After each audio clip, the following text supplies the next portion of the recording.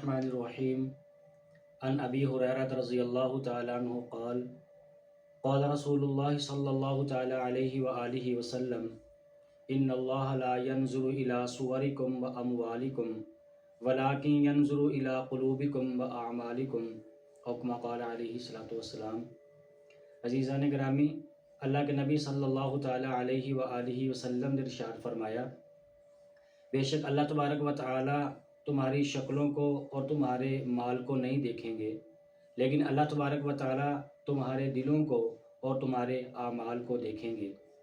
اس روایت میں اللہ کے نبی علیہ الصلوۃ والسلام نے اخلاص کی اہمیت کو بیان فرمایا کہ اللہ تبارک و تعالی چہروں کو بھی نہیں دیکھیں گے کہ کس کا چہرہ خوبصورت ہے، کس کا چہرہ سفید ہے، کس کا چہرہ کالا ہے۔ نہ اللہ تبارک و تعالی مالوں کو دیکھیں گے کہ کس کے پاس مال کتنا زیادہ ہے، کس کے پاس مال کم ہے، کس کے پاس مال زیادہ ہے۔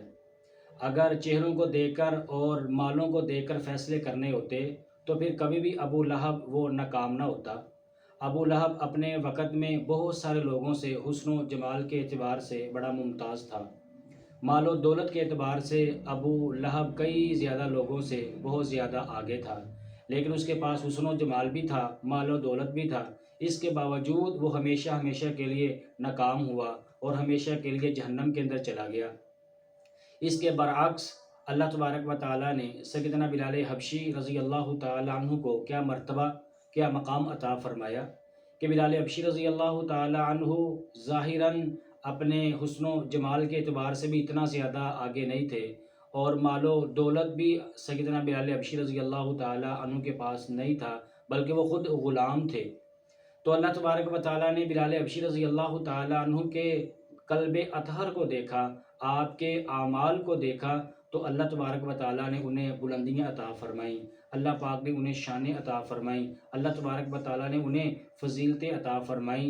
حضور علیہ الصلوۃ والسلام ارشاد فرماتے ہیں کہ شب معراج جب میں جنت کی سیر کرنے کے لیے جبریل امین علیہ الصلوۃ والسلام کے ساتھ آگے بڑھ رہا تھا تو میں نے اپنے آگے کسی کے قدموں کی آہٹ کی آواز سنی۔ میں نے کہا کہ جبریل امین علیہ الصلوۃ والسلام یہ کون شخص مجھ سے پہلے جنت کے اندر چلا گیا؟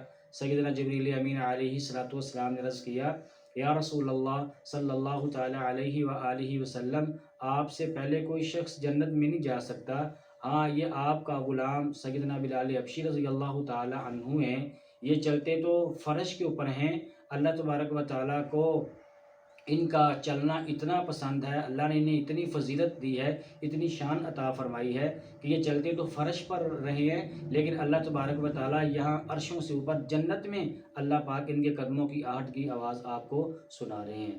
تو دیکھیں عزیزان گرامی، سیدنا بلال حبشی رضی اللہ تعالیٰ عنہ کا قلب اطہر روشن تھا، آپ کا دل صاف تھا، آپ کے دل میں حسد نہیں تھا، بغض نہیں تھا، کینہ نہیں تھا، دشمنی نہیں تھی بلال حبشی رضی اللہ تعالیٰ عنہ کے قلب اطہر میں، اور آپ کے اعمال خالص تھے، خالصتاً اللہ تبارک و تعالیٰ کے لیے آپ عمال کرتے، اللہ رب العزت کے لیے۔ حضور علیہ الصلوۃ والسلام کا آپ نے کلمہ پڑھا تو اللہ تبارک و تعالیٰ نے ہمیشہ کے لیے آپ کو کامیابیاں عطا فرمائیں، اور اس کے برعکس ابو لہب اس کا دل وہ سیاہ تھا، اس کے اعمال اس کے پاس کوئی نہیں تھے، تو اللہ تبارک و تعالیٰ نے اسے ہمیشہ کے لیے ناکام کر دیا۔ بلال حبشی رضی اللہ تعالیٰ عنہ کو اللہ پاک نے ہمیشہ کے لیے کامیابیاں عطا فرمائیں۔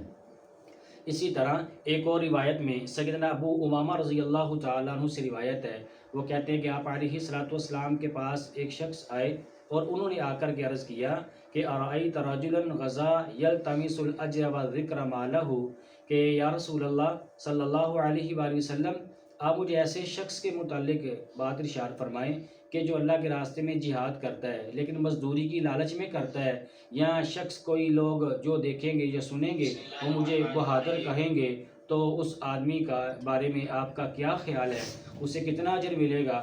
حضور علیہ الصلوۃ والسلام نے ارشاد فرمایا، لا شیء لہ، اس شخص کو کوئی اجر نہیں ملے گا، اس کو کوئی ثواب نہیں ملے گا۔ پھر اس آدمی نے کئی نیتوں کے بارے میں آپ علیہ الصلوۃ والسلام سے پوچھا تو حضور علیہ الصلوۃ والسلام نے ایک ہی جواب ارشاد فرمایا، آپ نے فرمایا جس شخص کے اندر اخلاص ہوگا اور وہ عمل خالصتاً اللہ تبارک و تعالیٰ کے لیے کرے گا تو تب اللہ رب العزت اس کے اعمال کو قبول فرمائیں گے، اور جب اللہ رب العزت اعمال کو قبول فرما لے تو ضرور بضرور اللہ پاک اس کے لیے جنت کے فیصلے بھی ارشاد فرما دیتے ہیں۔ اسی طرح ایک تیسری روایت میں یہ بات آتی ہے کہ آپ علیہ الصلوۃ والسلام نے ارشاد فرمایا کہ لن یوافی عبد یوم القیامت یقول لا الہ الا اللہ یبتغی به وجہ اللہ تعالی الا حرم اللہ علیہ النار او کما قال علیہ الصلوۃ والسلام. فرمایا کہ جس بندے نے لا الہ الا اللہ خالصتاً اللہ تبارک و تعالیٰ کی رضامندی کے لیے پڑھا تو اس کے اخلاص کی برکت سے اللہ تبارک و تعالیٰ اس شخص کو جنت کے اندر اعلیٰ مقام عطا فرما دیں گے. اور ایک اور روایت میں سیدنا ابو ہریرہ رضی اللہ تعالیٰ عنہ کے پاس ایک شخص تشریف لائے مدینہ منورہ زادہ اللہ شرفہ میں، اور انہوں نے آ کر عرض کیا کہ میں آپ کو اللہ کا واسطہ دے کر یہ بات کہتا ہوں کہ آپ مجھے ایسی بات بتائیں کہ جو آپ نے بڑے غور سے حضور علیہ الصلوۃ والسلام سے اس بات کو سنا بھی ہو اور آپ نے اس بات کو سمجھا بھی ہو. ابو ہریرہ رضی اللہ تعالیٰ نے چیخ ماری اور زمین کے اوپر گر پڑے. 3 مرتبہ یہ واقعہ پیش آیا. پھر اس کے بعد آپ رضی اللہ تعالی عنہ نے ارشاد فرمایا کہ کل قیامت کے دن ایک شخص آئے گا اور اس نے جہاد کیا ہوا ہوگا. اس سے پوچھا جائے گا کہ کیا لے کے آیا ہے؟ وہ کہے گا کہ میں نے جہاد کیا تھا، اپنا کٹا ہوا سر لے کے آیا ہے. اللہ پاک فرمائیں گے کہ تو جھوٹ بولتا ہے. اللہ کے فرشتے بھی یہی فرمائیں گے کہ تو جھوٹ بولتا ہے، تو نے محض یہ جو جہاد کیا تھا اس نیت سے کیا تھا کہ لوگ تمہیں بہادر کہیں گے، اور یا تو نے اس وجہ سے جہاد کیا تھا کہ مال و دولت تمہیں ملے گا، لہٰذا تیرا یہ عمل کرنا یہ تیرے لیے باعث نجات اور باعث ذریعہ ہرگز نہیں ہو سکتا. کیوں؟ اس وجہ سے کہ تیری نیت ٹھیک نہیں تھی. تو چاہتا تھا کہ لوگ تجھے بہادر کہیں، سو لوگوں نے تجھے بہادر کہہ دیا. اب آخرت میں تیرے لیے کوئی اجر، کوئی ثواب، کوئی بدلہ نہیں ہے.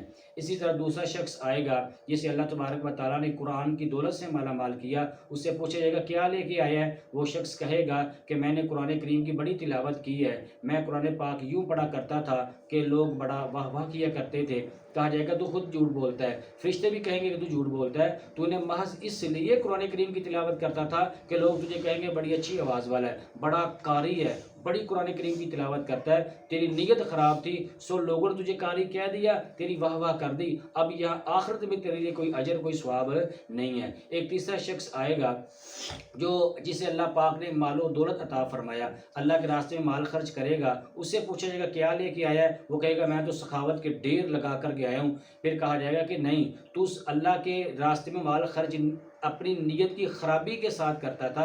تیری نیت یہ تھی کہ لوگ مجھے کہیں گے بڑا سخی آدمی ہے، سو لوگوں نے تجھے سخی کہہ دیا. اب جو تو چاہتا تھا وہ تجھے دنیا کے اندر مل گیا، لہذا اب آخرت میں تجھے کوئی اجر، کوئی ثواب نہیں ملے گا. پھر ابو ہریرہ رضی اللہ تعالیٰ عنہ فرماتے ہیں جناب رسول اللہ صلی اللہ علیہ وآلہ وسلم نے، آپ نے میری یہاں پر ران کے اوپر اپنا دست مبارک مارا، اور مارنے کے بعد آپ نے فرمایا کہ ابو ہریرہ اللہ تبارک و تعالیٰ جہنم کو انہی 3 اشخاص کے ذریعے سے بھڑکائیں گے. کیوں؟ کس وجہ سے؟